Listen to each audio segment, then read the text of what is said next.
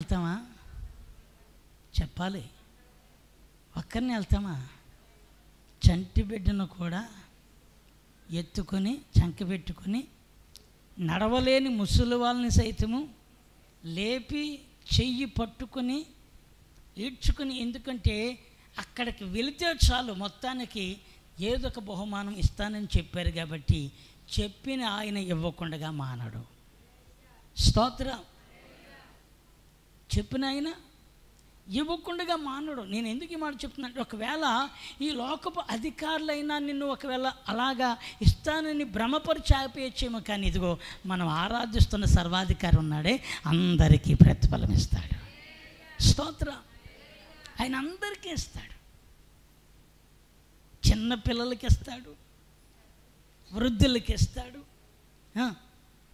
స్త్రీలకి ఇస్తాడు, పురుషులకి ఇస్తాడు. అందుకంటాడు, నా ఎద్దుకు వచ్చే వారిని ఎంత మాత్రం ఆటంకపరచకండి అన్నాడు. స్తోత్రం. ఏం చేయకండి? నా ఎద్దుకు వచ్చే వారిని ఆటంకపరచకండి, వారిని రానివ్వండి అని చెప్పినవాడు ఆయన. ఆమేన్. కనుక దేవుని సన్నిధి మనము నిజంగా గుర్తెరిగితే, నేను అంటాను, ఒక మాట చెప్పనా, నీవు నిత్యము నీరు కట్టు తోట వలె ఉంటావు. ఆమేన్. కీర్తనలో, మొదటి కీర్తనలో మీరు చూస్తే అక్కడ ఎవరు ఫలింతారు అని ఉంది. స్టార్ట్ చేసావమ్మా? మొట్టమొదటి కీర్తన మీరు చూస్తే ఎవరు ఫలింతారు, ఎవరు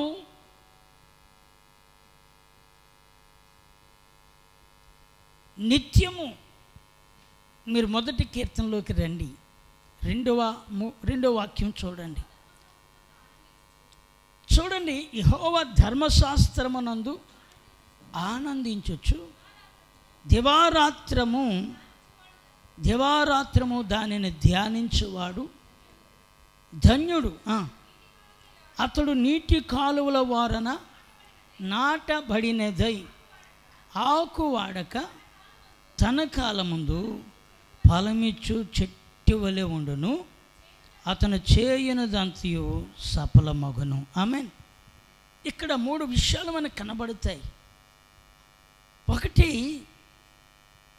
తన కాలమందు. ఏ కాలమందు? కాలము కనబడుతుంది. 2, ఫలమిచ్చే ఫలము కనబడుతుంది. దేనికి స్తోత్రం. ఇంకను 3వ విషయం చూస్తే, అతడు నీటి కాలువల వారన ఉంటాడు. దేనికి స్తోత్రం. ఎన్ని మాటలు ఉన్నాయి? ఒకటి కాలమందు ఫలం ఇస్తాడు, కాలము కనబడుతుంది, ఫలము కనబడుతుంది, నీటి కాలువ కనబడుతుంది. ఆమేన్. ఏ కాలువ? నీటి కాలువ ఉందట. 2 కాలము ఉన్నది అట. 3వది ఆ కాలానికి తగిన ఫలము. దేనికి స్తోత్రం. ఇవి జరగాలి. దేవుని యొక్క వాక్యము, దేవుని మాట ఒకవేళ మనం అనుకోవచ్చు, కానీ దేవుని యొక్క సన్నిధిని మనం ఎంతగా అత్యాసక్తి కలిగి ప్రభు సన్నిధికి రావడానికి ఇష్టపడతామో, నువ్వు ఒక కాలం వస్తుంది, ఖచ్చితంగా నువ్వు ఫలింతావు. ఫలం అంటే అర్థం ఏంటంటే, నీవు కోరినది, నీ హృదయవాంఛ తప్పక దేవుడు తీరుస్తాడు. అదే ఫలం. ఆమేన్. ఫలం అంటే ఏంటి చెప్పండి? నీ కోరిక తీరడమే ఫలం. ఇది జరగాలి అని అంటే మొదటి మాటను మనము వెంబడించాలి. ఏ మాట అది? రెండవ వాక్యంలో మొదటి మాట, యెహోవా ధర్మశాస్త్రమునందు ఆనందించుచు దివారాత్రములు దానిని ధ్యానించువాడు అన్నాడు. ఎప్పుడు చెప్పండి? ఎప్పుడు? నెలకొకసారా? వారానికి ఒకసారా? అక్కడ ఏమనుంది? దివారాత్రము అని ఉంది. అంటే నీ రోజులో ఒక భాగము దేవుని యొక్క సన్నిధి ప్రథమం కావాలి. స్తోత్ర. రోజులో ఒక దినములో ఒక భాగము ప్రార్థనతో ప్రారంభం అవ్వాలి. వాక్య ధ్యానము మనలో ఉండాలి. ముగింపు కూడా దేవుని యొక్క సన్నిధిలో ఆయనతోనే మనం ముగింపు కావాలి. ఆమేన్. ఎంత అద్భుతమైనంటే, ఎందుకు మన జీవితాల్లో ఆ ఫలాలు లేకుండా పోతున్నాయి అని చూస్తే, లోపము దేవునిది అంటారా? చెప్పాలి. నేను అంటాను, చుట్టాలకి ఇచ్చే ప్రాధాన్యత ఎప్పుడన్నా దేవునికి ఇస్తామా? నీ పనులకున్న ప్రాధాన్యత కంటే కూడా దేవుని సన్నిధి ఎక్కువ ప్రాధాన్యతని మనం ఎప్పుడన్నా ఎంచుకోగలుగుతున్నామా? ఎంతమంది ఎంచుకోగలుగుతున్నారు? ఒక ప్రశ్న. ఇక్కడ నేను ఎవరిని కరెంట్ లేదు, కరెంటు లేదు, ఏది కట్టేయమన్నారు? అక్కడ కట్టేయాలి, అక్కడ కట్టేయాలి.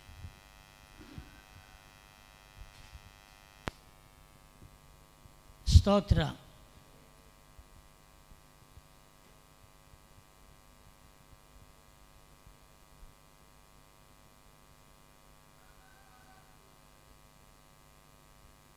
నేను ఎందుకు ఈ విషయాలు మీకు గుర్తు చేస్తున్నానంటే, దేవుడు సిద్ధముగా ఉంటాడట. ఆమేన్. ఏమై ఉంటాడు? ఆయన రెడీగా ఉంటాడట.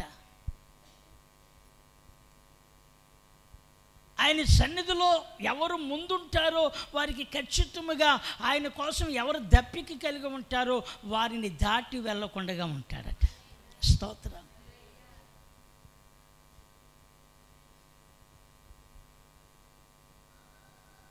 కష్టం వచ్చినప్పుడు, అవసరం వచ్చినప్పుడు ఏదో కాదు. అందుకే ఇక్కడ అంటుంది, యెహోవా ధర్మశాస్త్రమునందు ఆనందించుచు. అంటే దేవుని యందు నీకు ఏముండాలంటే, దేవుని యొక్క వాక్యము యందు, దేవుని ప్రార్థించడం యందు, దేవుని నామమును మహిమపరచడం విషయంలో నువ్వు ముందుగా ఆనందంగా రావాలి. స్తోత్రం. ఏముండాలి? అక్కడ ఇదే ఉంది, జాయ్. ఏంటి? ఆనందించే. అంటే నీవు వాక్యం చదివేటప్పుడు, అమ్మ దేవుని యొక్క వాక్యం నాకు చాలా ధైర్యాన్ని ఇచ్చింది, ఇస్తుంది అనే ఆనందం నీకు రావాలి. ఏదో అవసరం వచ్చినప్పుడు దేవుణ్ణి ఆరాధించడం, లేకపోతే అవసరాన్ని బట్టి కోరిక చెప్పుకొని నా కోసం ప్రార్థన చేయండి అనడం కంటే, దేవుని యొక్క వాక్యములో ఉంది, ఎవరు ఫలింతారు, ఎవరు తగ కాలములో ఫలమిస్తారు అని చూస్తే, దేవుని వాక్యము యందు దివారాత్రులు దాన్ని ఏం చేయాలి? స్తోత్రం.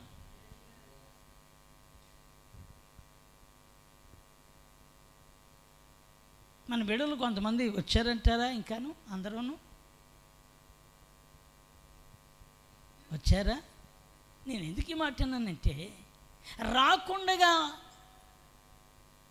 దేవుడు నా మనవి, లేకపోతే నేను ఎంత చేసినా అంతేనండి అని అంటే, నువ్వు ఎంత చేసినా అంతేనంటే నీ అవసరాని కోసం ఎప్పుడో వస్తున్నావు, నీకు దేవుడు అది దూరంగా పెడతాడు. ఎందుకంటే నీకంటే ముందు వచ్చిన వాళ్ళు ఆశను చూస్తాడు కదా. స్తోత్రం.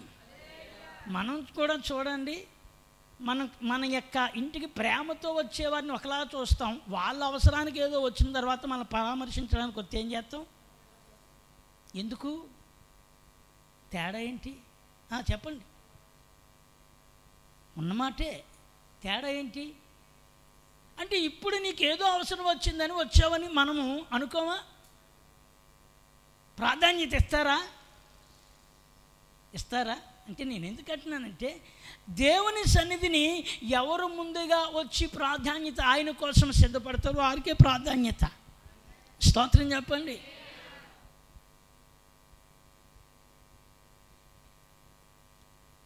యేసు ప్రభు వారు వెళ్తున్నారు, ఆయన మార్గంలో వెళ్తున్నారు. అందరూ వచ్చి ఆయన్ని చూస్తూ ఒకవేళ వెళ్ళిపోతూ ఉండొచ్చు, కానీ ఒకడే దావీదు కుమారుడా నన్ను దాటిపోకని కేకలేస్తున్నాడు. గమనించండి ఎంత వ్యత్యాసమో. ఎంత వ్యత్యాసం అంటే, దావీదు కుమారుడా, అందరూ యొక్క ఆలోచన వేరు. అందరూ ఏదో జస్ట్ వచ్చాడు కాబట్టి మనం వెళ్ళి చూసి ఓహో పలకరించేద్దాం. కానీ వీనికున్న కోరిక ఏంటంటే నన్ను దాటిపోకయ్యా అని కేకలేస్తున్నాడు. దేనికి స్తోత్రం. నన్ను దాటిపోకు. మీరు వాక్యంలో ఆ విషయాన్ని అర్థం చేసుకుంటే, ఇంతమంది ఉన్నారు కదా, యేసుప్రభు వారు వాని కేకల మీదే మనసు పెట్టాడట. స్తోత్రం. ఏం పెట్టాడు ఆయన? దేవుడి గారు ఏం పెట్టాడు? ఎందుకు పెట్టాలి? మీరు ఎప్పుడైనా గమనించారా? వాడు విషయం తెలిసిన వెంటనే వాడు ఆయన ద్వారా నాకు తప్పనిసరిగా నాకు వెలుగు కలిగేటట్లుగా నాకు ఆయన ద్వారా మేలు కలుగుతుంది. స్తోత్రం. దగ్గరికి వచ్చాక కేకలేదు. ఆయన ఇంకా దూరముగా ఉండగానే, ఎక్కడో దూరముగా ఉండగానే ఏం చేశాడు? కేకలు వేస్తున్నాడు. దావీదు కుమారుడా నన్ను దాటిపోకు అని అడుగుతున్నాడు. ఎంతగా కేకలు పెడుతున్నాడో, ఎంత స్వరమెత్తి పిలుస్తున్నాడో, ఆ స్వరము ఆయనను అతని దగ్గరికి తీసుకుని వచ్చేసింది. స్తోత్రం. ఆయనను అతని దగ్గరికి తీసుకొచ్చింది. ఎందుకు అని అంటే, అందరి యొక్క ఆలోచన ఒకటైతే అతని యొక్క స్వరము ఆయనని దగ్గరికి తీసుకొచ్చి, నా ద్వారా నీవేమి పొందాలని నన్ను పిలిచావు అని అడుగుతాడు. అయ్యా, నేను అంధుడినయ్యా, గ్రుడ్డివాడినయ్యా, కన్నులు లేనివాడినయ్యా, నా జీవితం అంతా అంధకారములో ఉంది,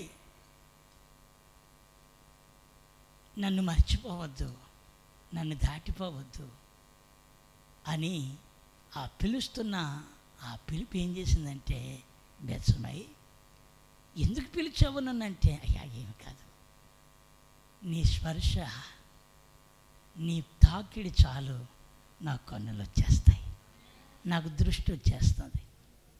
నేను ఎందుకు మాట చెప్తున్నానంటే, అవసరం ఉన్నప్పుడు కాదు నువ్వు పిలిచే కేక, ఆయన ఉండగానే నువ్వు గెలవాలి. స్తోత్రం. నీ స్వరము అక్కడికి వినబడేటట్లు అయితే ఆయన నీ దగ్గరికి దిగి వచ్చేస్తాడు అదృశ్యుడు.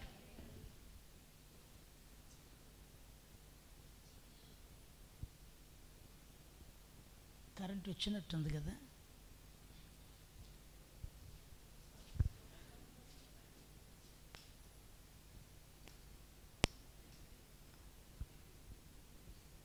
స్తోత్రం.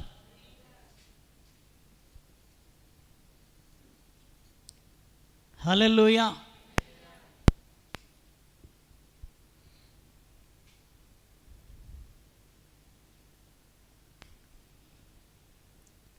వినండి.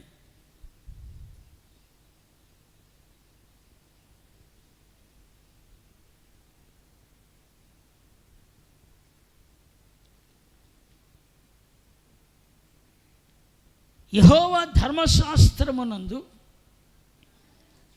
ఆనందించుచు దివారాత్రములు దానిని ధ్యానించేవాడు ధన్యుడు. అతడు నీటి కాలువల వారన నాటబడిన వాడై ఆకువాడక తన కాలమందు ఫలమిచ్చే చెట్టు వలె ఉండును. దేవునికి స్తోత్రం. అంటే నువ్వు పిలిచిన పిలుపు, నువ్వు ఆయనతో గడిపిన సమయము, ఆయన కోసం కేటాయించుకున్న నీ యొక్క సమర్పణలో, నీ యొక్క తీర్మానములో, ఆయన దగ్గర ఏదైతే నువ్వు ఆయన సన్నిధికి నువ్వు ప్రత్యేకించబడి వచ్చావో ఆ సమయాన్ని తగిన కాలం వస్తుంది, ఖచ్చితంగా దేవుడు నీకు ఫలం ఇచ్చేస్తాడు. స్తోత్రం.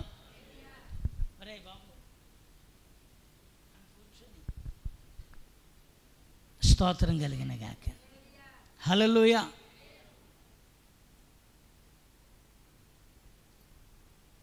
ప్రేమ ఎక్కువైపోతే పిల్లలతో కిందకి వెళ్ళిపోయి ఆడుకుందాం. వాక్యం చెప్పేటప్పుడు నేననే కాదు, దేవుని సన్నిధి వచ్చినప్పుడు ఇక్కడ పరిశుద్ధాత్మని యొక్క సంచారం జరుగుతుంది. మన పిల్లలు మనకు చాలా ముద్దు, కానీ అంతకంటే దేవునికి భయపడాలి. ఇక్కడ ఆమె ఎవరికి భయపడాలి? దేవునికి భయపడాలి. అందుకని మీకు తెలియాలి. ఆమె స్తోత్రం. దేవుని యొక్క ధర్మశాస్త్రము బాగోలేనప్పుడు బైబిల్ పెట్టుకుని చదివేయడం కాదు. ఎప్పుడు బాగోలేనప్పుడు కొందరు అంటారు, బైబిల్ గుండె మీద ఎట్టు పడుకుంటున్నానండి. ఎక్కడట అర్థం? ఎక్కడ బైబిల్ అట్ట గుండె మీదే ఎట్టుకుని ఏం చేస్తున్నానండి మోజీస్ గారు, పడుకుంటున్నానండి అంటారు. కొందరు అంటారు అప్పుడప్పుడు, నేను బైబిల్ నా తల వైపున ఎప్పుడు ఉంటుందండి. అంటే తలగడ కింద ఇంకో కొంచెం ఎత్తి కరెక్ట్గా ఉంటుందని. దేన్ని? బైబిల్ తల వైపున ఉంటుందండి. నేను అంటాను, బైబిల్ నువ్వు గుండె మీదో, బైబిల్ని తల వైపున కాదు, బైబిల్ నీ గుండెల్లో ప్రతిరోజు దేవుని కోసం సమయం ఇవ్వాలి.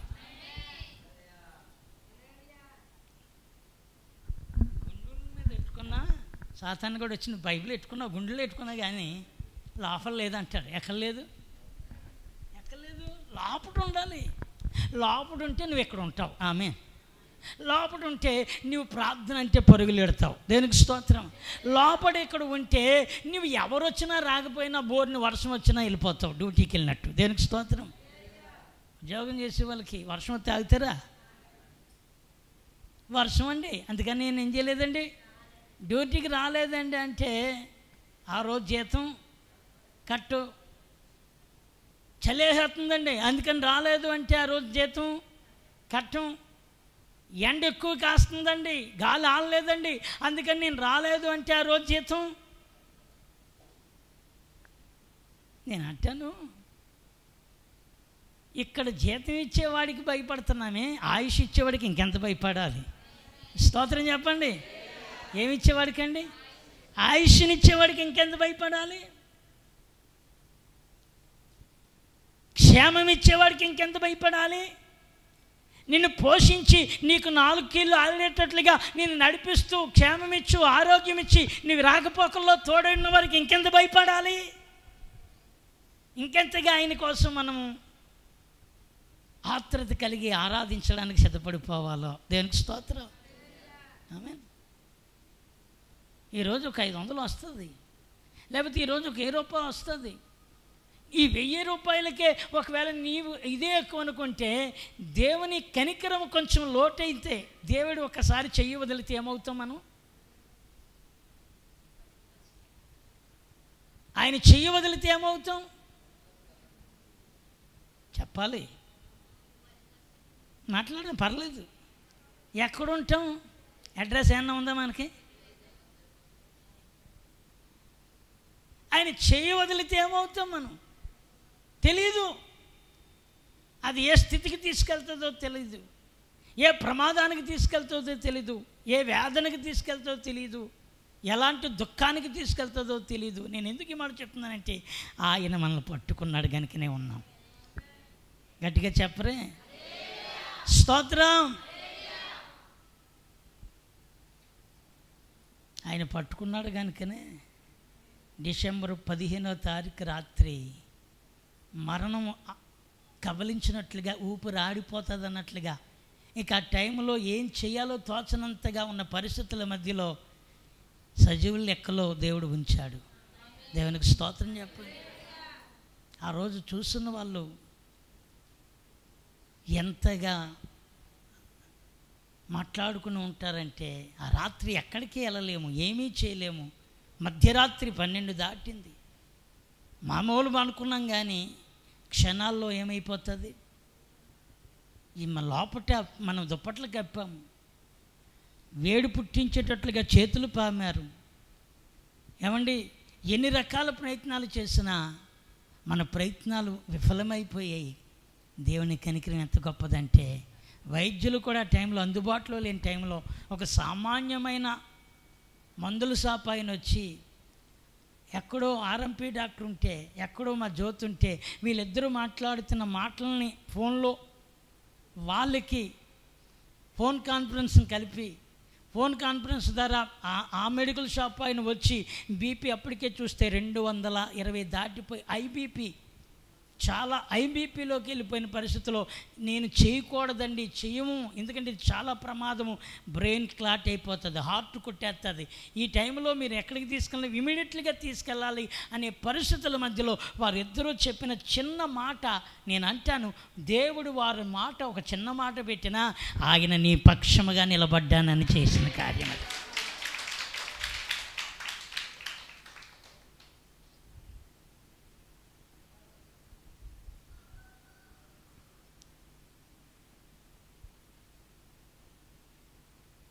ఎలా మరువగల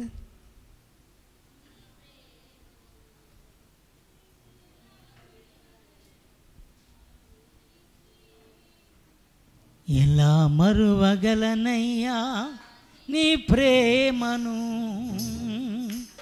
ఎలా విడువగలనయ్యా నీ సేవను. ఆమేన్ ఆమేన్. ఎలా మరువగలనయ్యా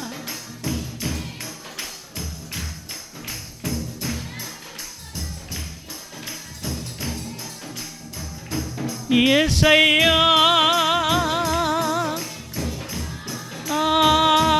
యేసయ్యా, యేసయ్యా, యేసయ్యా, యేసయ్యా, యేసయ్యా, యేసయ్యా, ఎలా మరువగలనయ్యా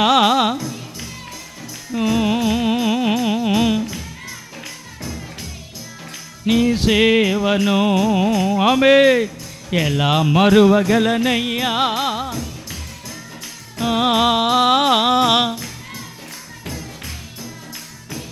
ఆమేన్, హల్లెలూయా.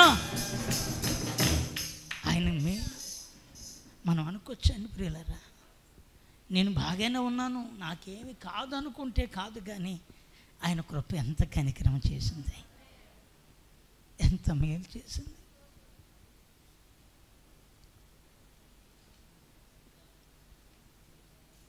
మోషే చెప్తున్నాడు, ఇప్పుడు అంటాడు, మోషే అంటాడు కదా, ఫోన్ చేసేందాక మాట్లాడితే అపవాది నా ముందు సమాధులు చూపెడుతున్నాడండి, ఆ బరియలు శ్మశానాలు చూపెడుతున్నాడు. నేను అన్నాను, దేవుడు వాటన్నిటి నుండి నిన్ను లేవనెత్తాడు. స్తోత్ర. నిన్ను కలవరపరచడానికి వాడు నిన్ను ఇంకా బలహీనపరుస్తున్నాడేమో, కానీ దేవుడు నిన్ను ఆయన తప్పించాడు.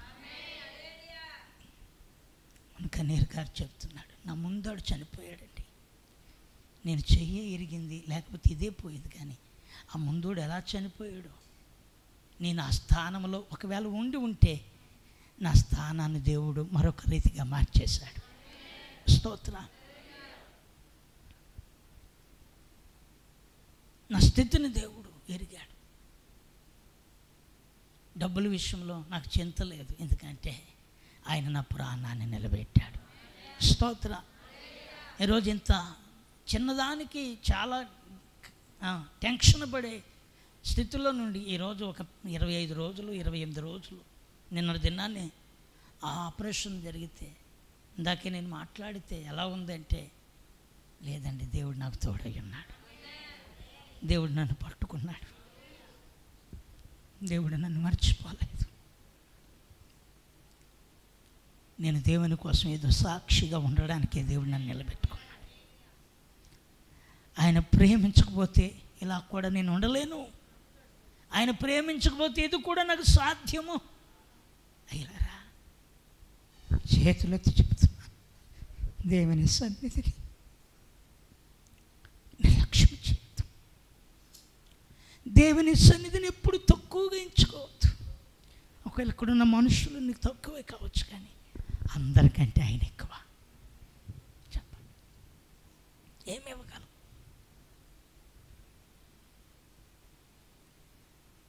నీటి కాలువరన వారన నాటబడిన చెట్టు వలె ఆకు వాడక తన కాలమందు ఫలమిచ్చు చెట్టు వలె ఆయన మనల్ని చేస్తాడు. స్తోత్రం, హల్లెలూయా. యెహోవా ధర్మశాస్త్రమునందు ఆనందించచ్చు, దివారాత్రములు దానిని ధ్యానించేవాడు ధన్యుడు. దేవుని వాక్యం ఎంత ధన్యకరమైనదంటే నిన్ను ఎండిపోనవ్వకుండా నిన్ను ఫలింపచేస్తుంది. స్తోత్రం. నిన్ను లేవనెత్తుతుంది. నీ కొన్ని ఇరుకులలో నుండి, ఇబ్బందులలో నుండి, సమస్యలలో నుండి ఆయన నిన్ను తప్పక లేవనెత్తుతాడు. వాక్యం